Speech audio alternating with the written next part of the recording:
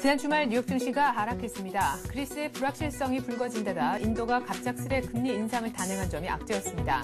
다우는 0.3% 밀리며 9거래일 만에 하락 반전됐습니다. 인도 중앙은행이 기준금리를 3.25%에서 3.5%로 0.25%포인트 인상했습니다. 인플레이션 압박에 대응하기 위해 지난해 4월부터 동결해왔던 금리를 20개월 만에 처음으로 전격 인상한 것입니다. 국내 시중은행들이 올해 신입 행원 3,200여 명과 인턴 행원 4,200여 명 등 총 7,400여 명을 뽑기로 했습니다. 이에 따라 입행 경쟁률이 100대 1에 달했던 은행 취업난에 숨통이 트일 것으로 보입니다. 손해보험사들이 다음 달 9일부터 전기차 보험 상품을 내놓습니다. 전기차는 플라스틱으로 만들어져 잘 부서지기 때문에 일반 차보다 보험료가 30% 정도 비쌀 전망입니다. 안녕하십니까. 30분 만에 다시 인사드립니다. 출발센 증시의 최애리나입니다. 지난주 금요일 우리 코스피가 하루 만에 다시금 1680선을 회복을 했죠. 사흘째 내리팔고 있는 차 실현에 주력하고 있는 개인들의 3,000원 가까운 매도세도 있었지만 이에 준하는 외국인들의 러브콜이 있었기 때문인데요. 외국인은 6일 연속 현물을 담아줬습니다. 때문에 운수장비, 전기전자 또 통신업종이 이들의 수혜를 받는 업종이다라고 볼 수가 있었는데요. 마감지수 다시 한번 확인을 해보시겠습니다. 네, 코스피가 하루 만에 1680선 회복을 해서 11포인트가량 올라 1686까지 올라왔고요. 코스닥도 기관들이 8일째 러브콜을 보내주고 있죠. 때문에 527선 정도에서 마감이 됐습니다. 코스피 200 지수 선물의 경우에도요. 외국인들이 강력하진 않지만 꾸준하게 계속 매수해주면서 211선까지 일단 회복을 한 모습 볼 수가 있습니다. 아시아는 어떻게 끝이 났을까요? 네, 중국과 그리고 일본 증시 모두 강보합에서 끝나는 모습이 이제 보여졌는데요. 대만 증시도 강보합에서 끝났습니다. 중국 증시는 지난 한 주 기술적 반등이 진행되면서 3,000선에 안착하는 모습이 나타났었습니다. 자, 주말에 있었던 글로벌 증시 마감도 확인해 보겠습니다. 네, 인도 중앙은행이 기준금리를 전격 인상한다고 발표하자 결국 하락하고 말았는데요. 다우의 경우에는 0.3% 정도 하락하는 모습이 있었고 나스닥의 경우에는 조금 더 큰 폭의 내림세가 기록이 됐습니다. 자, 같은 글로벌 증시 마감 지수 기억을 하시고요. 이렇게 마감할 수밖에 없었던 이유, 뉴욕 현지 전화 연결해서 특파원과 함께 자세히 들어보는 시간 갖겠습니다. 권구찬 뉴욕 특파원 불러보죠. 권구찬 특파원. 네, 뉴욕입니다. 네, 자, 뉴욕 증시 랠리가 지난 주말에 끝났다면서요? 네, 인도의 전격적인 금리 인상과 그리스 외채 위기 해법의 불투명성 등으로 뉴욕 증시의 상승세가 8일 만에 멈췄습니다. 또 선물과 옵션이 동시에 만기를 맞은 것도 증시에 부담으로 작용했습니다. 그러나 동시 약재에 비해 하락폭은 그다지 크지 않았습니다. 19일 뉴욕 증시에서 다우존스 지수는 전날보다 37.19포인트 0.35% 떨어진 1741.95로 마감했습니다. S&P 500 지수는 0.51% 내렸고 나스닥 지수 역시 0.71% 떨어졌습니다. 그러나 다우 지수는 지난주에 1.1% 상승했으며 S&P 500은 0.9%, 나스닥은 0.3%의 주간 상승폭을 기록했습니다. 이날 뉴욕 증시는 상승세로 출발했으나 지수 선물과 지수 옵션, 주식 선물, 주식 옵션이 동시에 만개되는 이른바 내만여의 날 쿼드러플 위칭데이를 맞아 지수가 등락을 반복하는 불안한 모습을 보였습니다. 여기에 그리스 지원에 대한 불안감이 확산되고 인도의 전격적인 금리 인상으로 개장 초 상승세를 보였던 지수는 이내 하락세로 들어서 시간이 갈수록 낙폭이 커졌습니다.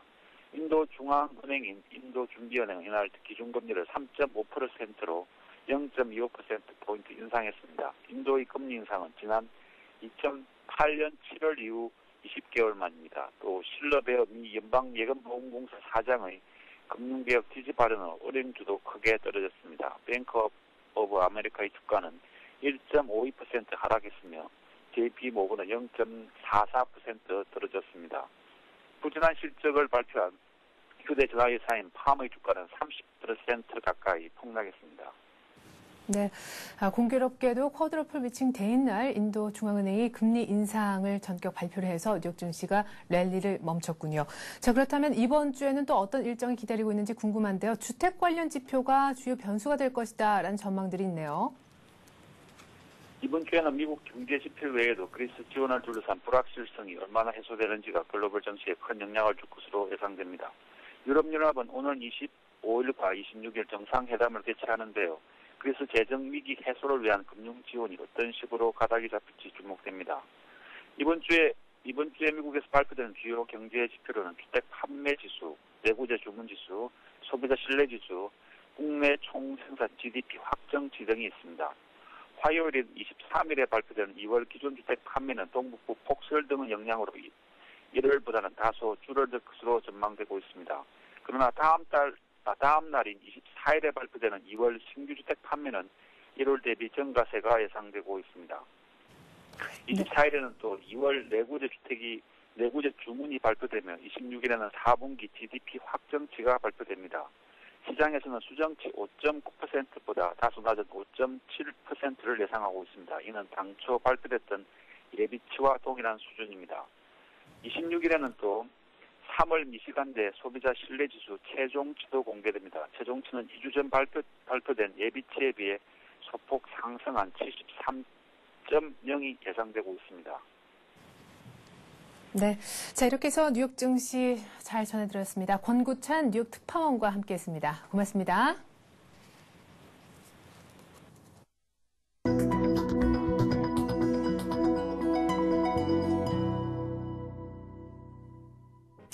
네, 이것은 글로벌 증시 바탕으로 해서 오늘 우리 증시는 또 어떤 흐름을 보일지 전망 들어보는 시간 갖겠습니다. 신한금융투자 영등포 지점 조재석 부장과 함께하겠습니다. 안녕하세요. 네, 안녕하십니까. 네, 외국인들이 지난 한 주에 계속해서 사주면서 코스피가 또 금요일에는 다시금 1680선도 회복을 했습니다. 일단 시장에서는 이번 주 내 1700이 혹은 오늘 가능할 것인가에 주목을 하고 있는데 인도에서 기준금리를 전격 인상하고 말았잖아요. 예. 네, 오늘의 변수 역시나 인도 변수도 좀 있겠죠? 예, 아무래도 좀 그렇다고 볼 수 있겠습니다. 예.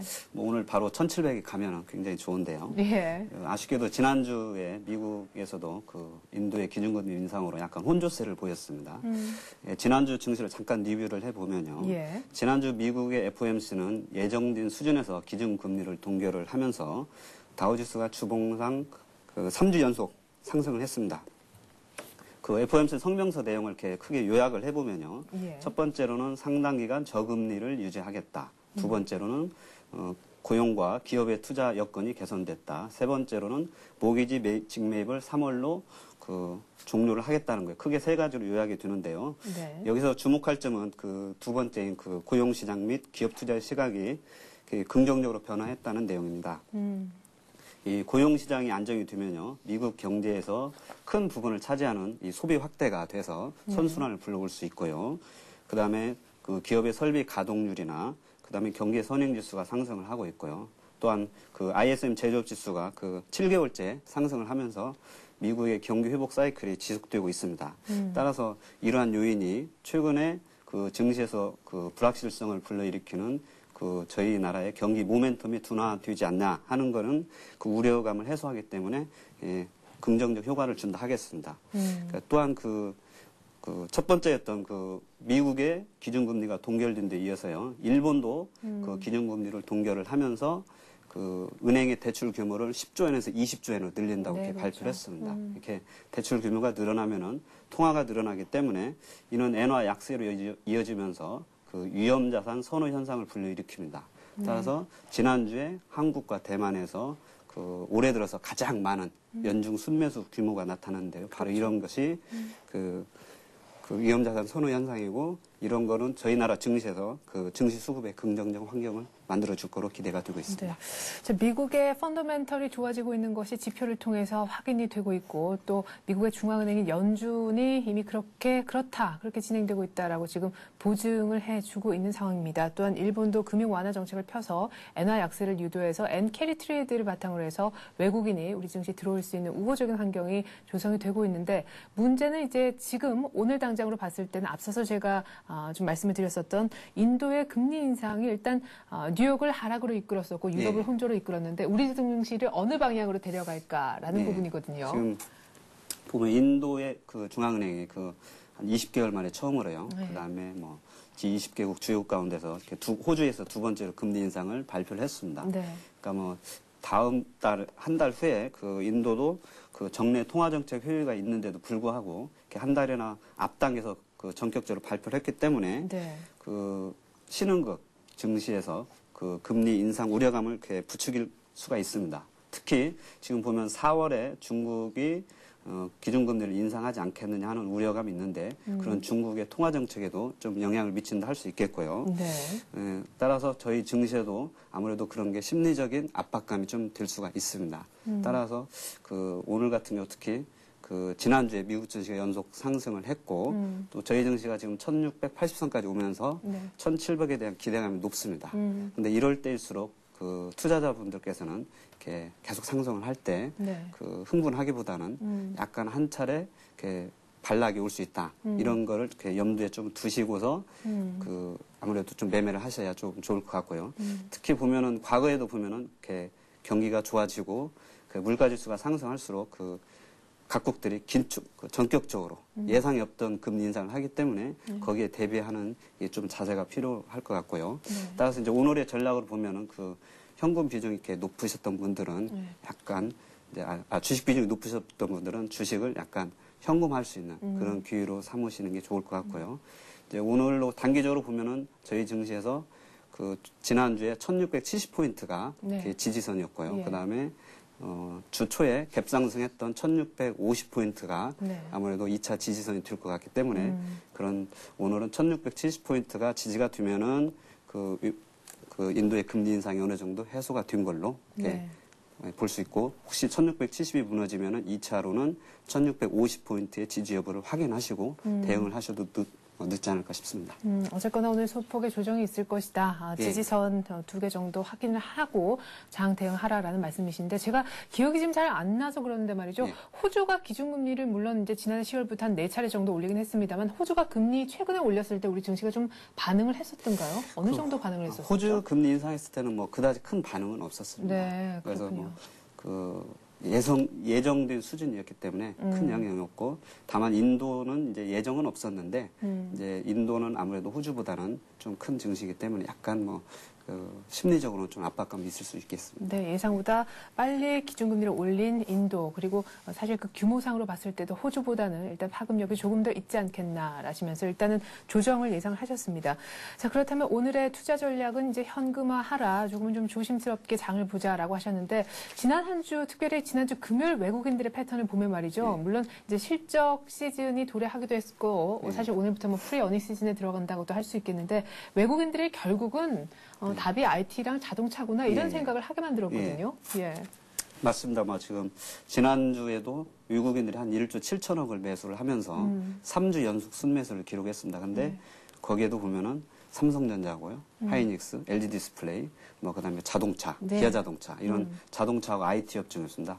따라서 이렇게 투자자분들께서는 지금 저희 증시에서 순매수 주체는 외국인이 대부분이기 때문에요. 외국인들이 사는 종목에 좀 편승을 해야 아무래도 수익률에서 뒤처지지 않아서 증시에 소외감을 느끼지 않기 때문에요.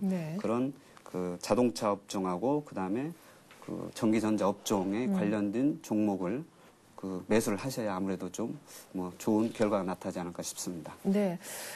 하지만 일각에서는 말이죠. 저희가 앞서서도 삼성전자, 하이닉스 올 1분기 사상 최대 실적 얘기를 조금은 하긴 했습니다만은 이런 어떤 굵직한 섹터 내에서 블루칩 대형주보다는 오히려 중소형주 쪽이 조금 더 유망하다 이런 얘기도 있거든요. 사실 시설 투자를 확대한다 그래서 장비주 쪽으로 IT 쪽은 더 유망하다 하는 얘기도 있고요. 어떻게 생각하십니까? 지금 보면은 이들 업종을 이렇게 보면요. 지금 지난 금융위기 이후에 삼성전자나 현대자동차가 세계적인 이제 플레이어로 이렇게 발돋움했습니다. 그래서 이런 위기를 기회 삼아서 올해 같은 경우에도 지금 삼성전자, 하이닉스, LG 디스플레이가 약 2009년에 11조를 투자를 했는데요. 올해는 한 15조 정도, 40% 증가한 금액을 투자를 하고 있습니다. 또한 최근에 보면 정부에서는 장비의 국산화 정책을 적극적으로 밀고 있습니다. 따라서 지금 삼성전자, 하이닉스 이런 업체들과 그다음에 장비 업체들 간에 공동으로 이 장비의 공동 개발을 이루어지고 있기 때문에 이런 부품 업종이 설비 투자를 하는 업종보다도 매출액 증가율이 훨씬 더 커서 실적이 개선된다 하겠습니다. 또한 그다음에 이제 자동차 업종을 살펴보면요. 자동차 업종도 역시 도요타 자동차의 리콜 사태 이후에 과거에는 가격이 싼 게 매력이었지만 지금에는 가격보다는 품질에 우선을 두고 그렇죠. 품질에 우선을 두고 있기 때문에 과거에는 자동차 부품 업종의 부품의 단가를 인하해서 뭐 수혜를 맞췄지만 지금은 단가보다는 품질을 하기 때문에 자동차 부품 업종들한테는 더욱더 아무래도 긍정적인 효과가 기대된다 하겠습니다. 예. 자, 그렇다면은 반도체 장비주 중에서 또 자동차 부품주 중에서 어떤 종목을 보면 좋을지를 여쭤보고 싶은데 그 전에 그렇다면 사상 최대 실적을 낸다고 하는데 삼성전자, 하이닉스 또 신고가를 연일 경신하고 있는 기아차 그렇죠. 이런 것보다도 이쪽이 더 낫다는 말씀이세요? 그러니까 이쪽에 이렇게 좋은 얘기들이 들리고 있는데. 그러니까 이제 크게 장기 투자하시면서 하면은 이제 삼성전자나 특히 요즘에 이제 완전 턴어라운드 했던 현대자동차보다는 기아자동차를 더 선호를 하고 있습니다. 그래서 개인 투자자분들은 아무래도 기아자동차나 이런 업종이 더 낫고요. 근데 이제 그런 종목을 보면 많이 올랐다 이렇게 부담을 느끼시는 분들이 많기 신고가니까요. 때문에. 예, 그렇죠. 근데 이제 주식시장에서 보면 사실은 신고가 난 종목을 사시는 게 맞기 때문에 이제 자동차 업종을 사신다면은 기아자동차를 더 사시는 게 아무래도 좀 낫고 그다음에 삼성전자를 아무래도 비싸니까 못 사시는 분들은 하이닉스를 사는 게 더 옳은 방법이겠죠. 근데 이제 투자자분들은 보면은 이제 그런 종목을 오래 들고 계시는데 이렇게 오래 들고 있기 힘들지 않습니까? 그렇기 때문에 이제 그런 종목도 있고 그다음에 아무래도 모멘텀이 중시하기 때문에 그런 부품업체들은 과거에 적자가 났다가 이제 작년에는 매출이 이제 흑자 전환을 했고요. 근데 흑자 전환한 상태에서 이제 올해는 더 매출이 많이 늘어나고 실적도 더 커진다 볼 수 있겠죠. 그래요. 단기적으로 볼 때 한해서 IT 자동차주 내에서만 얘기를 한다면 IT의 어떤 굵직한 종목보다는 반도체 장비주 그리고 자동차의 어떤 완성업체보다는 부품주가 단기적으로는 더 우리 개인 투자자분들한테 유망한 종목이지 않겠나라고 예상을 해주셨습니다. 그럼 종목 하나만 구체적으로 좀 꼽아주시죠. 예. 종목을 하면 요즘에는 사실 반도체 장비 관련 업종들이 굉장히 많습니다. 최근에 보면 삼성전자가 IPS라는 그런 종목에도 한 220억 정도 투자를 해서 같이 공동 개발을 하고 있고요. 또한 오늘 제가 소개해드리고자 하는 에이스 디지텍이라는 회사가 있습니다. 에이스 디지텍이라는 회사도요.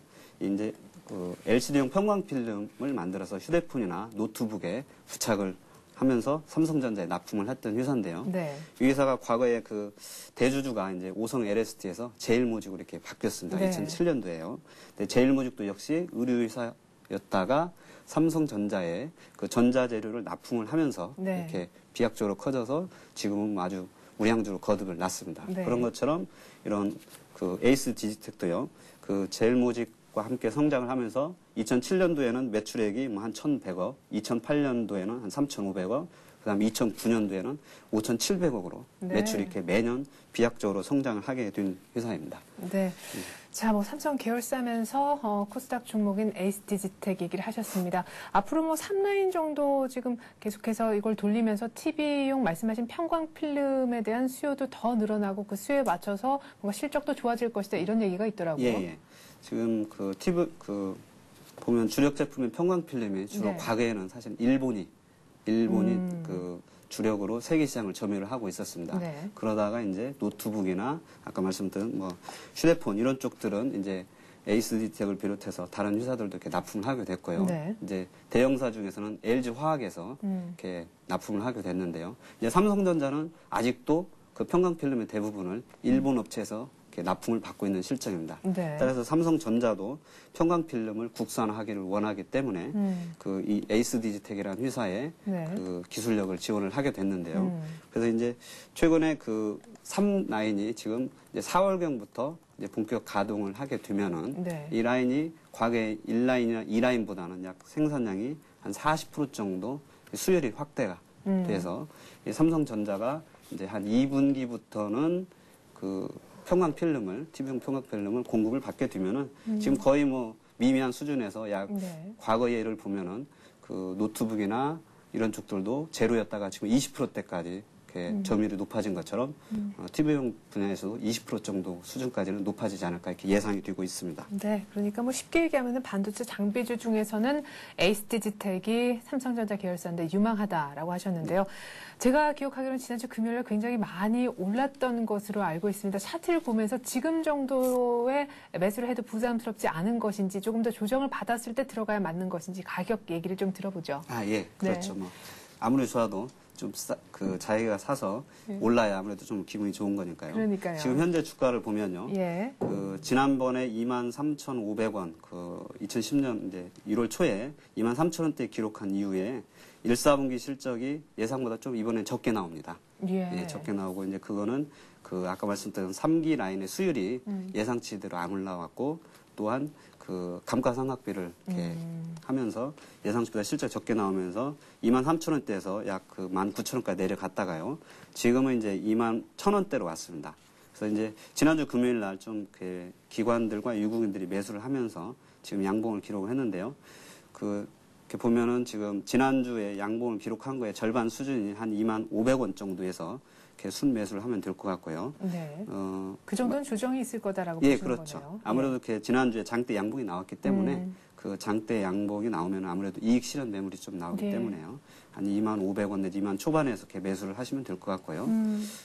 또 사셨다가 또 마냥 들고 있으면 또 나중에 안 좋은 결과가 있기 때문에 손절매 가격은 약 2만 원 초반 정도가 되지 않을까 싶습니다. 2만 원 초반이라면 이제 과거에 보시면은 이번에 20일 이동 평균선하고요. 네. 그다음에 지난번에 앞선 1차 저점이었고요. 네.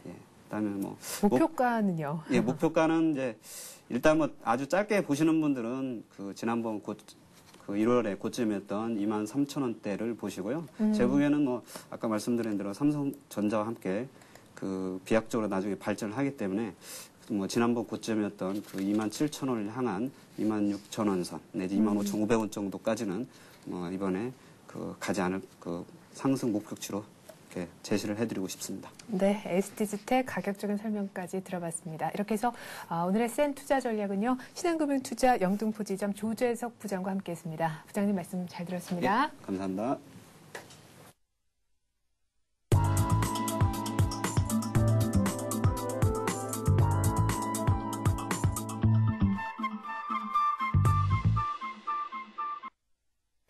네, 이번엔 뉴스로 보는 투자의 맥 시간입니다. 뉴스를 바탕으로 해서 테마주 찾아보는 시간인데요. 신한금융투자 상암지점의 최승훈 과장 전화 연결해서 한번 만나보도록 하겠습니다. 안녕하세요. 예, 안녕하십니까. 네, 첫 번째 오늘 뉴스를 어떤 거 갖고 나오셨나요? 예, 첫 번째 오늘 뉴스는 삼성과 LG 쪽에서 이제 LED를 베팅을 하면서 LED 칩을 없어서 못 판다는 매일 경제 기사가 있었는데요. 두 회사는 디스플레이용 그리고 조명 시장의 급성장을 노리고 LED 칩 쪽에 이제 시장을 장악하기 위해서 대규모 투자를 단행을 하고 공격적 매출 목표를 잡고 있고 또 LED 같은 경우는 삼성그룹이 신수정 사업으로 전략적으로 육성을 한다는 기사가 있었습니다.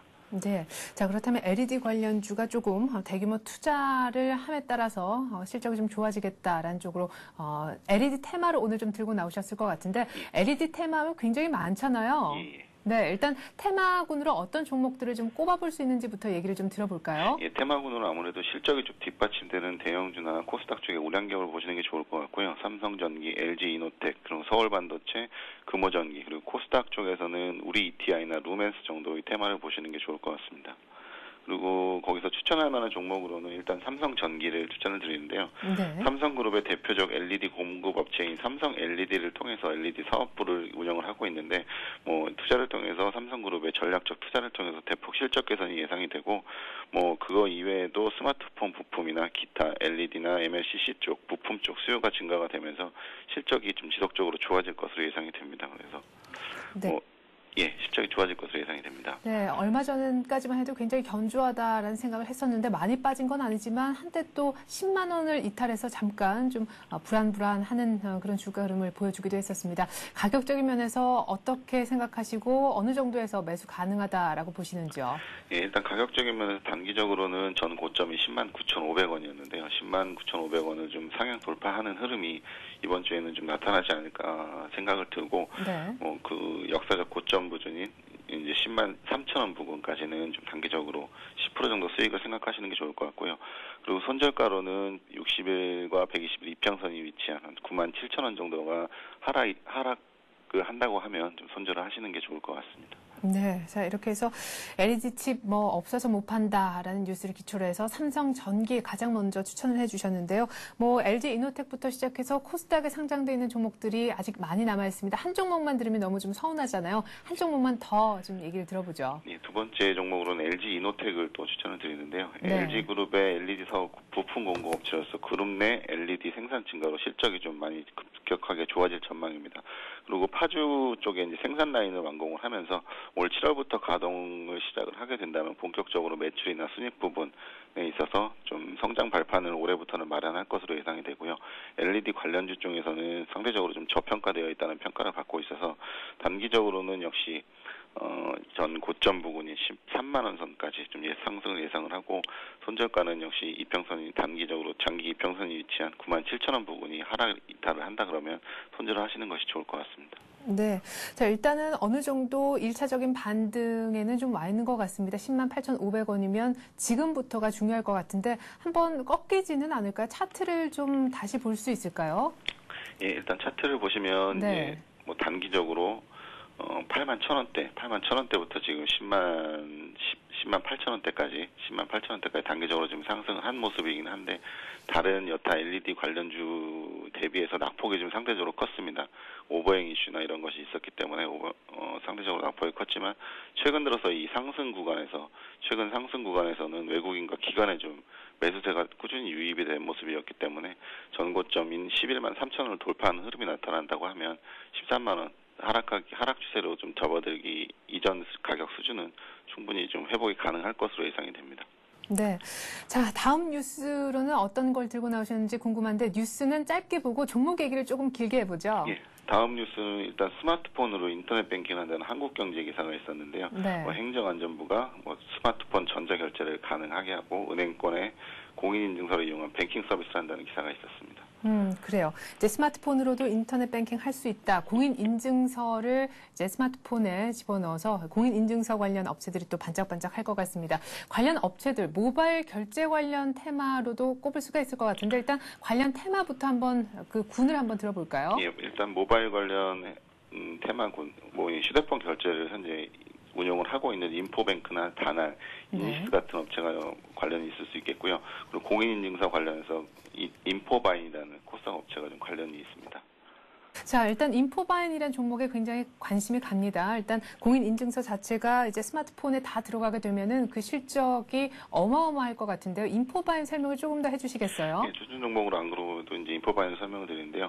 국내 휴대폰 인증서 보관 서비스를 하는 업체로서 현재 국내 시장의 90% 이상의 독점적인 시장 지배력을 보유한 업체입니다. 그리고 얼마 전에 SK텔레콤과 휴대폰 인증서를 보관하는 서비스를 시작하면서 금년 같은 경우는 이제 휴대폰 결제가 가능하고 공인인증서를 이용한다고 하면 이 회사의 업체의 실적은 올해 같은 경우에 본격적으로 상승을 할 것으로 예상을 하고 있습니다. 네. 그래서 목표가로는 전고점 부근이 역시 38,000원 수준까지는 단기적으로 상승세가 가능해 보이고요. 그 이상도 좀 상승한다 그러면 1차적인 목표가는 38,000원으로 보시고 역시 손절가는 이평선이 몰려있는 32,000원 부근을 하회한다고 하면 손절을 하시는 것이 좋을 것 같습니다. 네, 신한금융투자 상암지점 최승우 과장과 함께 뉴스로 보는 투자음악 진행해봤습니다. 고맙습니다. 네, 감사합니다. 네. 자, 3월 20일 월요일 우리 주식시장 개장을 약 한 1분도 채 남겨두지 않고 있는데요. 예상 지수 확인해 보겠습니다. 네, 현재 코스피가 말이죠. 자, 쭉 한번 내려보겠습니다. 자, 지금 예상 지수가 정확하게 보여지지는 않고 있는데요. 자, 일단은 장 열리고 난 다음에 지수를 한번 확인해 볼 수 있으면 그렇게 하도록 하겠습니다. 현재 1686포인트 정도에서 출발할 것 같고 코스닥도 일단은 지수상에서 변동은 있을 것 같지 않습니다. 자, 삼성전자가 80만 원 종가상에 아주 오래간만에 찍으면서 끝이 났는데 5천 원 정도 빠지면서 약간 조정이 있을 것 같고요. 포스코는 아직까지 움직임 알 수 없는 상황이고 한국전력은 오늘도 내릴 것 같습니다. 현대차 지난주 금요일에 굉장히 강했었던 자동차 대표주 중에 하나였는데 오늘도 강보합으로 추가적인 상승이 예고됩니다. KB금융 신한지주 오늘 모두 일찍 내릴 것으로 보이는 가운데 현대중공업 강보합 출발할 것으로 보여집니다.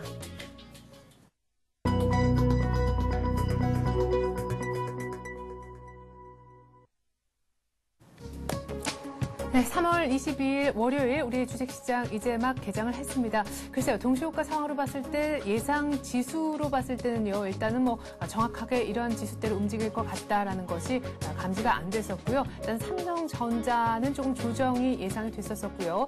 현대차 그리고 기아차의 경우에는 모두 다 일단 상승 출발할 것으로 보여졌습니다. 자, 일단 현대차의 경우에는 말이죠. 지난주 금요일에 많이 좀 올랐었었는데 오늘 더 추가적인 상승이 일단 예고가 된 것이 가장 큰 특징이다라고도 할 수가 있겠습니다. 자, 일단은 뭐 오늘 어떤 식의 출발할지가 모두가 궁금한데 뉴욕 증시에서 일대 하락하는 모습이 보여졌었기 때문에 말이죠. 조금 불안합니다. 일단은 코스피 시가총액 상위 종목들 화면 간단하게 좀 보시겠습니다. 네, 삼성전자가요, 지금 약보합 정도에서 출발할 것 같습니다. 80만 3천 원 정도에서 출발할 것 같고요. 포스코도 1%가량 내리면서 54만 원대 초반에서 출발할 것 같습니다. KB금융, 한국전력 모두 다 내릴 것 같습니다. 지금 화면에서 보여지는 종목들 한번 보면요. 신세계는 강보합에서 출발할 것 같고요. 네, 기아차는 일단 52주 신고가 냈었기 때문에 약보합에서 출발할 것 같습니다. 자, 계속해서 화면 좀 보시겠습니다. 화면이 좀 왔다 갔다 하고 있죠. 예, 하이닉스가 1.7% 정도 상승했었는데 오늘 추가적인 상승이 눈에 띕니다. 24,600원까지 올라오는군요. 현대모비스 1% 정도 올랐었는데 오늘 조정 있고요. LG화학, LG전자 모두 1%대 내림세 보여주고 있습니다. LG디스플레이도 1%가량 조정이 있는 것 같고요. 우리금융도 일단은 강하지 못합니다. 자, 오늘 전반적으로 다 조정을 좀 받는 그런 분위기인데요. 한번 쭉 내려볼까요? 자, KT가 이번 주 증권사로부터 유일하게 복수 추천을 받았는데 블루칩 중에서 아직까지 조금 더 올라갈 여지가 있다라고 증권사들은 분석하는 것 같습니다. SK에너지도 조정받고 있고 신세계가 그래도 0.1% 정도 약간의 매수세를 받으면서 상승 출발하고 있습니다. 자, 삼성물산, 두산중공업 모두 조정이고요. 기아차에 자연스럽게 매물이 나와야 되겠죠. 24,000원 넘기면서 52주 신고가 경신했었는데 오늘 23,000원 후반대로 소폭 밀리고 있습니다. 롯데쇼핑도 1% 이상의 조정. 전반적으로 뭐 다 장이 그렇게 재미있는 것 같지는 않습니다. 1% 내외로 거의 조정받는 종목들이 많이 보이는 것 같습니다. NHN 플러스 0.5% 정도를 기록을 하고 있고 외환은행만 금융주 가운데서 유일하게 지금 플러스를 달고 출발하는 모습입니다. 삼성전기 저희가 좀 전에 차트를 한번 봤었는데요. LED 관련주 중에서 테마로 대장주로 꼽을 수 있다 얘기를 들어봤는데 10만 3,500원까지 일단 약간 내려옵니다. 매수가 가능한 자리일까요? 아까 메모해 두신 거하고 한번 비교를 해보시기 바라겠습니다. 현대제철, 기업은행 모두 다 소폭 조정을 받으면서 현재 코스피가 5포인트 이상 내린 1,680 정도에 정확하게 걸쳐져 있습니다. 코스닥도 분위기 한번 보죠. 자, 서울반도체 일단 강보합에서 출발하고 있고 셀트리온이 일단은 오늘 반등에 나서줍니다. SK브로드밴드도 2% 이상 오늘 추가적인 상승이 보여지고요. 포스코 ICT 태웅도 오늘 일단은 뭐 보합에서 좀 조용하게 출발을 하고 있습니다. 태웅도 그 의무 에너지를 재생에너지를 의무적으로 사용해야 된다라는 것 때문에 1% 이상 올랐었는데 오늘 일단 매물이 약간은 나오는 것 같습니다. 동선은 오늘도 조용하고 다음도 반등이 있다라고는 하지만 일단은 강보합 정도에 그치고 있습니다. 소디필 신소재도 약보합 정도로 매물이 나오고 있는 모습이고요. 성광밴드도 약보합에서 출발하고 있습니다. CJ 오쇼핑은 오늘 좀 타격이 있네요. 2% 이상 급락하고 있습니다. 특별한 이유가 있는지 잠시 후에 얘기 나눠볼 수 있으면 시간을 한번 마련해 보도록 하겠습니다. 네오이즈 게임즈도 오늘은 좀 내리는 모습. 일단 금요일날 좀 많이 올랐던 종목들의 찰실현 매물이 나오고 있고요. 주성 엔지니어링도 강보합에서 출발하고 있습니다. 하나투어도 오늘 약보합에서 출발하고 있고 네오세미텍이 7% 이상의 급등을 했었죠. 3% 가까운 2.5% 이상의 매물이 오늘 아침 나오고 있습니다. 그래도 11,250원 선은 유지를 하고 있네요. KDC 그리고 HDG텍 모두 다 일단 보합세 그리고 KDC가 3% 이상 4%까지 급등을 하는군요. 오늘 3D 관련 테마가 일부 좀 움직이는 것일까요? BHI도 강보합에서 출발하고 있고 아래쪽으로 조금만 더 내려보겠습니다. 멜파스 그리고 인터파크 평산 모두 다 조정을 좀 받고 있는 가운데 루멘스가 3% 이상이나 급등하면서 오늘 LED 관련 테마도 3D 관련 테마도 몇몇 종목은 좀 움직일 듯 싶습니다. 네, 현재 코스피가 1,680, 코스닥은 그러나 지난주 금요일 종가 비슷한 527선입니다. 인도의 기준금리 인상으로 인한 뉴욕 증시 하락이 일단 코스피에는 영향을 좀 주는 듯한 인상이 있는데요. 전문가 전화 연결해서 자세한 출발 상황 들어보도록 하겠습니다. SK증권의 원정혁 연구원 전화 연결해 보겠습니다. 안녕하세요. 안녕하십니까? 네, 아무래도 뉴욕 영향인지 조금 조정이 있는 것 같네요. 예, 현재 미국 코스피는 10포인트 하락하면서 1,675포인트를 기록하고 있고요. 코스닥은 마이너스 0.17포인트를 기록하면서 527포인트를 기록하고 있습니다. 주말 사이 미국이 약보합으로 마감하면서 비슷한 흐름을 이어가고 있고요.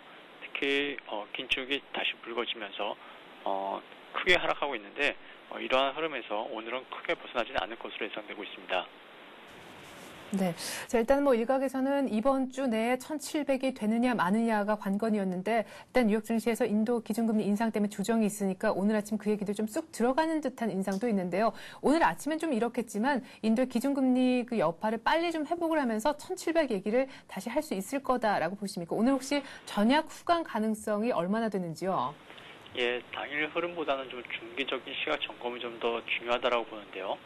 지난 주말 미국의 금리 인상으로 긴축 우려가 다시 불거졌고 또 인도뿐만 아니라 중국도 2분기에는 금리 인상에 나설 것으로 보여집니다. 두 나라 모두 원자재 가격이 물가에서 차지하는 비중이 높고 기저효과로 인해 2분기에서 3분기 초에 물가 상승 압력이 최고조로 달할 것으로 보이기 때문에 2분기 중 긴축이 현실화될 전망입니다. 그래서 근데 보다 중요한 것은 이것이 완전히 시장을 훼손할 것이냐 아니냐가 중요한데요. 과잉 긴축 상황만 아니라면 또 원자재 가격이 오버슈팅이 나오지 않는다면 시장의 분위기를 완전히 훼손할 정도는 아니라고 보입니다. 그래서 특히 신축 시즌을 앞두고 실적 기대가 살아나고 있다는 점도 중요하고요. 그렇기 때문에 하락 압력은 크지 않을 것으로 보입니다. 그렇기 때문에 오늘은 좀 하락 압력이 있을 수 있고 가격 부담권에 진입한 이후에 나온 뉴스이기 때문에 차익 매물이 나올 수 있겠지만 실적 시즌이 시작되는 4월 초까지는 완만한 반등 흐름을 이어가지 않을까 생각하고 있습니다. 네. 자, 오늘 아침에 역시나 일단은 인도의 기준금리 인상 시그널이 안 좋긴 안 좋은 것 같습니다. 단기적으로나마 말이죠. 외국인이 현물을 좀 다시금 던지고 있는 그런 모습이 조금 아쉬운데 다시 지금 플러스로 일단은 매수 우위로 지금 다시 기록이 좀 되는 모습이네요. 지난주 금요일까지만 해도 외국인들이 IT 그리고 자동차를 많이 산다 그래서 앞으로 실적 개선세도 예상이 되기 때문에 조금 말씀하신 것처럼 중기적으로 볼 바에는 IT 자동차 블루칩 쪽이 좀 더 낫다 하는 분석이 우세했었거든요. 오늘 아침에 잠깐 흔들리는 장이 연출되고 있긴 합니다만 여전히 그 같은 의견에 동의하시는지요? 예, 일단 말씀하신 대로 그런 의견에 좀 동의하고요. 지금 현재 종목별 등락률을 보면 삼성전자가 마이너스 0.6%, 현대차는 보합, 기아차는 플러스 0.42%를 기록하고 있습니다. 대표 대형주들이 좀 약보합을 기록하고 있지만 크게 시세는 변화가 없는데요.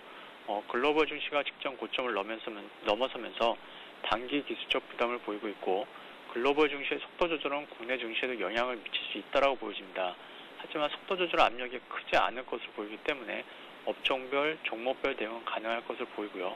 일단 실적 시즌이 가까워졌다는 점에서 실적 호전 업종과 종목에 관심을 가져야 하는데 말씀하신 대로 반도체 중심의 IT와 자동차가 가장 대표적으로 보이고요. 유통업종도 또 관심이 필요하다고 보여집니다. 자동차 같은 경우에는 실적도 있지만 신차 효과에 대한 기대가 높고 밸류에이션 매력이 여전한 자동차 부품주들이 많다는 점에서 관심을 지속해야 될 것으로 보입니다. 이외에 통신 장비나 플랜트 기자재, 모바일 콘텐츠 업체에 대해서도 가격 변동성을 이용해서 저가 매수에 대해 관심을 가질 필요가 있다고 보여집니다. 네, 잘 들었습니다. IT 자동차뿐만이 아니라 유통 그리고 말씀하신 통신기자재, 모바일 콘텐츠 관련주까지도 관심을 한번 가져보자라는 말씀이셨습니다. SK증권의 원정혁 연구원이었습니다. 고맙습니다. 감사합니다. 네. 자, 계속해서 채권시장 그리고 외환시장 분위기 어떤지 알아봐야겠죠. SK증권의 원종혁 연구원에 이어서 염상훈 연구원 전화 연결으로 남아 만나보겠습니다. 안녕하세요. 안녕하세요. 네. 자, 외환시장 지난주 금요일은 좀 조용했지만 1,130원대는 지지가 되는 모습이었는데 보니까 뉴욕 외환시장에서 주말에 달러가 10개월 내 최고치를 찍었더라고요. 오늘 얼마나 상승하면서 출발하고 있습니까? 예, 달러와 강세 원화 같은 경우도 일부 그러나 굉장히 좀 제한적인 영향을 받았습니다. 여기환율 같은 경우에는 2원 정도 상승을 했고요. 현재 우리나라 현물화 시장 같은 경우에는 1,136원 정도로 전일보다 3원 정도 상승한 상태로 현재 출발하고 있습니다. 네. 자, 일단 한국의 시티의 글로벌 국채지수 편입에 대해서 우리 허경욱 차관이 지난 주말에 얘기를 했더라고요. 이것이 외환시장에 미치는 영향 안 짚어볼 수가 없을 것 같은데요. 네, 사실 채권 시장에서는 굉장히 오래된 이야기입니다. 이미 작년 2009년 3월부터 계속적으로 나오고 있었던 것 같습니다. 이제 시티는 이제 글로벌 국채지수 영어로 WGBI라고 하는데요. 그 해당하는 하는 인덱스를 만들고 있습니다. 뭐 다우 지수라든지 이런 것들도 다 이제 어떤 인덱스를 만드는 회사에서 공급하는 하나의 지수죠. 근데 이제 그런 CT의 글로벌 국채 지수 WGBI에 이제 한국의 이제 국채가 곧 편입될 것이라는 말들이 이전까지는 늘 있긴 했었지만 이번에 허경욱 재정부 차관은 뉴욕까지 가가지고 그것이 올해 상반기 내에 편입될 것 같다라고 이제 밝혔습니다. 이것이 이제 실제로 편입될 경우에는 대한민국 시장에 이제 국고채 매수 자금이 외국인들의 국고채 매수 자금이 유입이 되고요. 이 금액 같은 경우에는 한 예상되는 금액으로는 100억 불 이상, 뭐 많게 보는 곳들은 150억 불, 200불까지도 유입을 기대하고 있습니다. 원화로 따졌을 때 약 15조 원에서 뭐 30조 원에 이르는 이제 굉장히 큰 금액이고요. 이 금액이 이제 유입될 경우에는 역시 외환 시장에는 당연히 환율 하락 재료로 이제 작용할 것으로 예상을 하고 있습니다. 역시 좀 기대가 되는 부분이라고 할 수가 있겠습니다. 네. 자, 그리고 인도에서 기준금리 인상 얘기가 있었잖아요. 때문에 글로벌 증시 전체 지금 출구 전략 부담이 더 가중된 상황인데요. 앞으로 출구 전략, 사실은 미국이나 중국에서는 지금 기준금리 아직까지 손을 안 대고 있는데 말이죠. 인도를 계기로 해서 또 호주에 이어서 이런 움직임, 글로벌 증시 전체로 퍼져나갈 가능성이 농후합니까?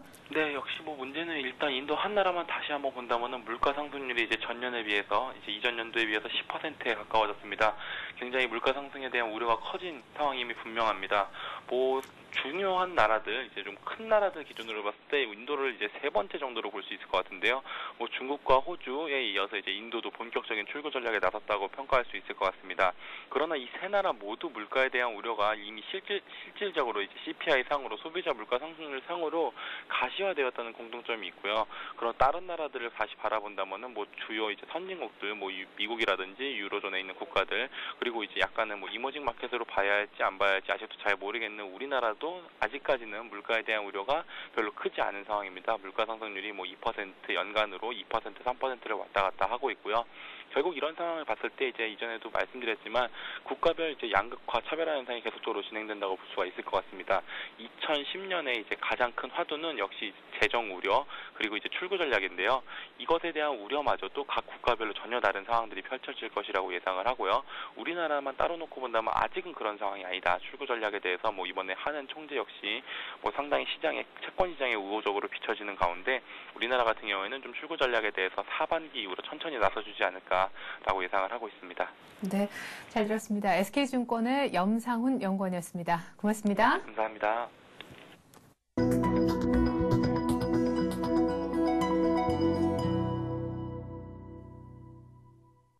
네, 시각 시장 흐름보다 발빠르게 짚어보고 오늘의 투자 전략까지 세워보는 오늘의 출발 전략 시간입니다.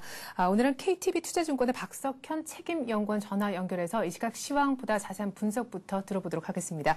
박석현 연구원님 안녕하세요. 예, 안녕하십니까. 네, 자 일단 코스피가 지금 10포인트 정도 조정, 코스닥도 하락 반전 돼버렸는데요. 수급부터 좀 체크를 해주시죠. 네, 오늘 아침 그 주식시장은 약세 출발해서 낙폭을 다소 좀 넓히는 모습을 좀 보이고 있고요. 현재 장 개장 초반인데요. 수급시장 쪽은 외국인이 일단 순매수를 기록을 하고 있습니다. 외국인은 장 초반에 소폭 순매도를 기록을 하기도 했는데 시간이 지나면서 일정 부분 순매수로 좀 돌아서는 모습을 보이고 있고요. 다만 순매수 폭이 좀 크지는 않아서 제한적인 수준이다라고 볼 수 있을 것 같습니다. 현재 유가증권시장에서 외국인은 14억 원 정도 순매수를 기록을 하고 있고요. 국내 기관은 투신권과 기금을 중심으로 소폭입니다. 한 마이너스 3억 원 정도 순매도를 기록을 하고 있습니다. 개인 투자들이 166억 원 순매수를 기록하면서 장 초반에 상대적으로 순매수 규모가 좀 크게 나타나고 있고요. 기타 투자주체에서 마이너스 175억 원 정도 순매도가 기록이 되고 있습니다. 코스닥 시장 같은 경우는 거래소 시장하고는 다르게 전반적으로는 순매수가 기록이 되고 있고요. 외국인이 8억 원, 기관이 12억 원 정도 순매수를 기록을 하고 있습니다. 선물 시장에서는 외국인의 장 초반에 시장 흐름 좀 부정적으로 가고 있기 때문에 순매도를 기록을 하고 있는데요. 큰 폭은 아니지만 372계약 정도 순매도가 기록이 되고 있습니다. 선물 시장에서의 외국인 매매 동향은 장중 변동성이 클 수 있기 때문에 아직은 어떤 흐름 자체를 예측하기 좀 어렵다고 보고 있고요. 국내 기관은 반대로 선물 시장에서 2,000개에 가까운 순매수를 기록을 하고 있고 개인 투자자들이 1,672계약 정도 순매도를 기록을 하고 있습니다. 네. 자, 일단은 외국인이 사주고 있긴 한데 좀 장 초반에 매도했다라는 것도 좀 떨떠름한 부분이 있고 오히려 이런 장에서 개인이 사준다라는 것이 오늘 왠지 좀 세게는 못 갈 것 같다라는 그런 전망도 하게 만드는 대목인 것 같은데 현재 코스피가 1,674포인트입니다. 일단 출구 전략 우려가 불거지면서 1,680선을 하회한 상황인데요. 뭐 그렇게 조정폭이 크진 않다라고 하셨지만은 그렇다면 1차 지지선을 오늘 종가 기준 어느 정도라고 예상하시는 겁니까? 지금 현재 지수 수준이 이제 지지선이다라고 볼 수 있을 것 같고요. 현재 지금 그 5일 이동평균선이 1,673포인트에 위치를 하고 있는데 현재 그 수준 정도까지 내려서 추가 하락은 제한이 되고 있는 상황입니다. 단기적인 어떤 기술적 측면에서 단기적인 시장 분기점은 5일 이동평균선에 좀 맞추는 경향이 좀 있기 때문에 일단은 그 오전 중에 이동평균선 기준으로 5일선을 지켜낼 수 있을지가 관건이 될 수 있다라고 보고 있고요. 만일 그 1,673포인트죠. 5일선을 지키지 못할 경우에는 일목균형표상의 어떤 전환선이라고 볼 수 있는 1,665포인트 정도까지 주가가 더 밀릴 가능성이 있기 때문에 단기적으로는 5일 이동평균선 1,673포인트 지지 여부를 살필 필요성이 있다라고 볼 수 있을 것 같습니다. 예. 자, 이 시간에 개인들이 열심히 사는데 어떤 섹터에 좀 주력하고 있나 봤더니 철강금속을 사고 있고요. 외국인들은 소폭 사고 있긴 하지만 여전히 전기전자, 운수장비 쪽에 러브콜을 보내고 있습니다. 우리가 지금 이 시각에 그 섹터별 그 투자 주체별 매매 동향을 빗대어 봤을 때 어떤 힌트를 얻을 수가 있다라고 보십니까? 일단 외국인들은 그 최근에 일단 말씀하셨던 대로 IT주하고 자동차주에 대한 관심을 보이고 왔고요. 특히 이제 3월 이후에 IT주에 대한 집중적인 순매수가 이루어졌고 지난 금요일은 자동차주로 일정 부분 매기가 확산이 되는 모습을 보여줬습니다. 오늘 나타나는 흐름도 역시 이런 부분이 나타나고 있는데요. 다만 그 3월 이후에 기록을 했던 외국인의 일평균 순매수 금액이 2,517억 원을 기록을 했는데 오늘 들어와서 지금 나타나는 순매수 규모는 상당히 적은 수준이기 때문에 IT하고 자동차주 중심으로 소폭의 순매수가 기록이 되고 있지만 시장에 미치는 파급 효과는 상당히 제한적이다라고 볼 수 있을 것 같고요. 업종별 흐름은 일단 장 초반에 지금 철강 업종의 부진이 상대적으로 큰 상황이고요. 철강 업종과 함께 이제 증권 업종도 1% 이상 하락하면서 부진한 흐름을 기록을 하고 있습니다. 전기전자 업종 같은 경우는 마이너스 0.9% 정도 하락을 기록을 하고 있는데요. 시장보다는 약간 낙폭이 조금 큰 상황인데 전반적으로는 시장 흐름하고 같이 전기전자 업종이 움직이고 있다라고 볼 수 있을 것 같고요. 지금 현재 상승세를 기록을 하고 있는 업종은 통신업종과 종이 목재 업종 그리고 섬유 의복 업종이 상승을 기록을 하고 있지만 상당히 제한적인 강보 업종도 머물고 있는 상황입니다. 네, 결국 경기 방어주만 조금 오르는 그야말로 약세장의 전형적인 모습이다라고도 정리를 해볼 수가 있겠는데 외국인이 여전히 IT 그리고 자동차에 러브콜을 보내고 있는 상황이라면 오늘 이렇게 조정받을 때 들어가 보면 좋지 않을까 싶거든요. 어떻게 생각하십니까? 투자 전략 측면에서요. 예, 그 단기적으로는 그 조정이 나타날 가능성이 좀 있어 보이긴 하는데요. 조정 흐름이 뭐 장기화되거나 큰 폭으로 진행되지는 않을 것으로 기대를 하고 있습니다. 관건은 그 3월달 들어서 기록을 해왔던 외국인 순매수 강도가 일정 부분 계속 유지될 수 있느냐라는 점이 관건이 될 것 같고요. 일단 오늘 같은 경우는 외국인 매매가 상당 부분 소강 상태를 보이고 있기 때문에 그런 부분들이 조정의 원인으로 작용을 하는 것 같습니다. 매수 전략 같은 경우는 말씀하신 대로 IT 업종과 자동차 업종 같은 경우는 외국인 순매수와 함께 이익 개선에 대한 기대가 상당히 강하기 때문에 이런 업종들이 향후에도 추가적으로 더 오를 수 있다라는 기대감은 여전히 높은 상황이긴 합니다. 다만 이제 그동안에 3월 이후에 진행이 되었던 주가 상승폭이 상당히 컸고요. 그리고 이제 글로벌 시장 같은 경우도 일정 부분 경계 심리가 작용을 하면서 조정 국면을 보이고 있기 때문에 단기적인 매수에 너무 성급할 필요는 없다라고 볼 수 있을 것 같고요. 주가 상승, 추가적인 주가 상승의 관건은 외국인 매매 동향에 있을 가능성이 높기 때문에요.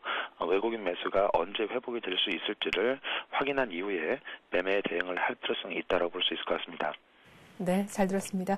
오늘의 출발 전략은요. KTB 투자증권의 박석현 책임연구원과 함께 해봤습니다. 감사합니다. 예, 감사합니다.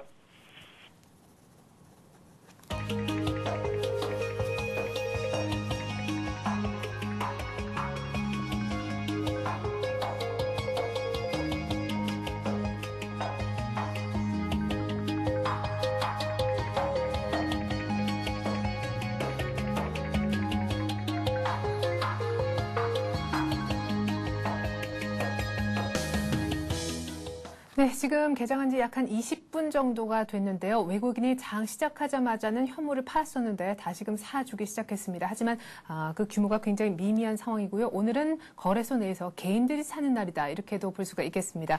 370억가량 지금 사고 있는데 코스피는 1680선을 하회해서 1674포인트를 기록을 하고 있습니다. 그러나 코스닥은 하락 반전되긴 했지만 견조한 모습을 보여주고 있는데요. 외국인, 개인, 기관 모두 다 사주는 모습입니다. 외국인들이 선물을 소폭 팔고 있는데요. 개인들의 선물 매도세가 좀 거셉니다. 선물 쪽 움직임도 계속해서 예의주시하셔야 될 것 같습니다. 저는 잠시 후 마켓 앤 센 증시로 다시 인사드리겠습니다. 고맙습니다.